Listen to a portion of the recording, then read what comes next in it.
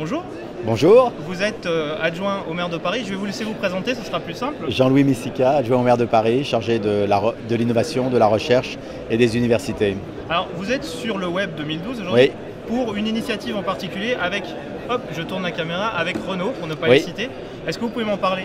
oui, absolument. Vous savez que la ville de Paris a des incubateurs qu'elle développe de plus en plus, puisque l'objectif de la mandature, c'est d'avoir 100 000 mètres carrés d'incubateurs pour les startups dans tous les domaines de l'innovation.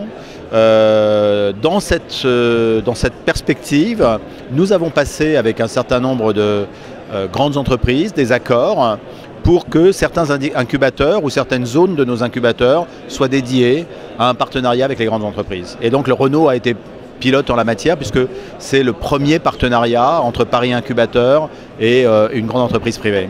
En pratique, ça veut dire que Renault et vous sélectionnez une série de jeunes entreprises dans lesquelles vous imaginez un potentiel pour, par exemple, intégrer des objets connectés dans les voitures? Exactement, c'est-à-dire que la grande entreprise, bon, c'est le cas de Renault, c'est aussi le cas de JC Decaux avec qui on a lancé aussi un projet. Là, elle a un certain nombre de projets en matière d'innovation, dont certains supposent des partenariats. Et ces partenariats peuvent se faire avec des startups. Et c'est le cas de Renault. Renault réfléchit à une tablette intégrée à son véhicule. Et pour avoir des contenus exclusifs sur cette tablette, elle a envie de rencontrer des startups qui travaillent sur des contenus numériques, sur des services numériques, voire même sur des services connectés comme par exemple des systèmes de connexion spécialisés. Et donc ce que nous avons fait avec Renault, c'est que nous avons lancé un appel à candidature l'année dernière. Il y a eu plus d'une cinquantaine de réponses. 5 sociétés ont été sélectionnées et ces sociétés sont accompagnées à la fois par Paris Incubateur, c'est-à-dire la ville de Paris, et par Renault qui va apporter les savoir-faire de certains de ses collaborateurs et qui va préciser les besoins de services connectés dans l'automobile.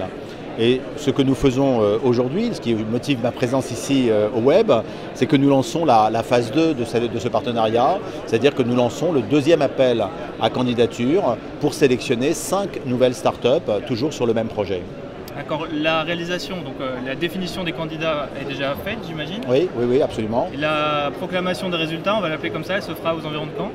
Oh, écoutez, je pense qu'il faut compter 2 mois, c'est-à-dire que début 2013, c'est au fin janvier, début février, les 5 startups seront sélectionnées. Alors j'ai une question peut-être plus générale sur le web 2012 en particulier, mais le web en général. Ça fait quoi pour un adjoint au maire en charge notamment de l'innovation d'avoir, si pas le plus grand salon français, Oui. au moins un des tout grands salons liés à l'innovation? Bah, écoutez, le web et Paris, c'est une longue histoire. Nous avons toujours aidé Loïc Lemeur et Géraldine Lemeur à déployer leur activité.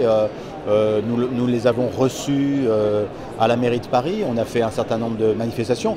Maintenant, la réception aura lieu demain jeudi à Matignon, donc dans l'hôtel du Premier ministre.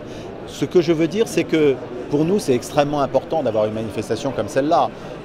La preuve que c'est important, c'est que Londres a tout fait pour essayer de l'obtenir et qu'il y a même une petite sœur du web ou un petit frère du web qui se tient à Londres. Mais je pense que pour tous les gens de la Silicon Valley notamment et de New York, venir à Paris, ce rendez-vous parisien est un rendez-vous important. Et Paris a une attractivité extrêmement forte, un peu plus forte que Londres, peut-être à cause du glamour ou de la réputation de cette ville. Et à chaque fois que je discute avec des responsables, soit de fonds d'investissement, soit d'entreprises du web, soit même de start-up américains qui viennent ici à Paris, ils disent que pour eux, ce qui est important, c'est quand même Paris. Voilà. Alors la ministre Fleur Pellerin hier était présente sur la scène principale et a annoncé à mots couverts, enfin c'est plus très couvert, mais la volonté de créer une Silicon Valley à la française. Ce serait à Paris? Oui, bien sûr.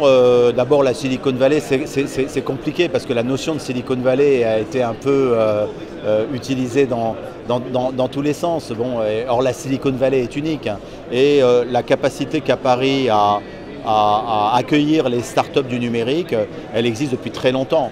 Alors le coup de pouce que donne le gouvernement et Fleur Pellerin est important pour nous. On travaille la main dans la main avec eux pour trouver le bon endroit. On réfléchit à une idée qui permettrait justement d'enjamber le périphérique et de préfigurer le Grand Paris à travers le fait que ce serait un quartier qui irait depuis Paris jusqu'à une ville à côté de Paris. Voilà, et ce qui est important pour nous, ce qui est fondamental, c'est de ne pas déstabiliser un système qui fonctionne bien. Donc de ne pas dire on va prendre ici pour mettre là, parce que ça n'a aucun sens et ça ne marche pas. En revanche, donner un coup d'accélérateur, une amplification à ce qui existe déjà et qui fait de Paris une des capitales mondiales du numérique, oui, c'est une très bonne idée et nous l'approuvons complètement. Merci beaucoup, je vous souhaite une bonne fin de le web. Merci beaucoup, à vous aussi.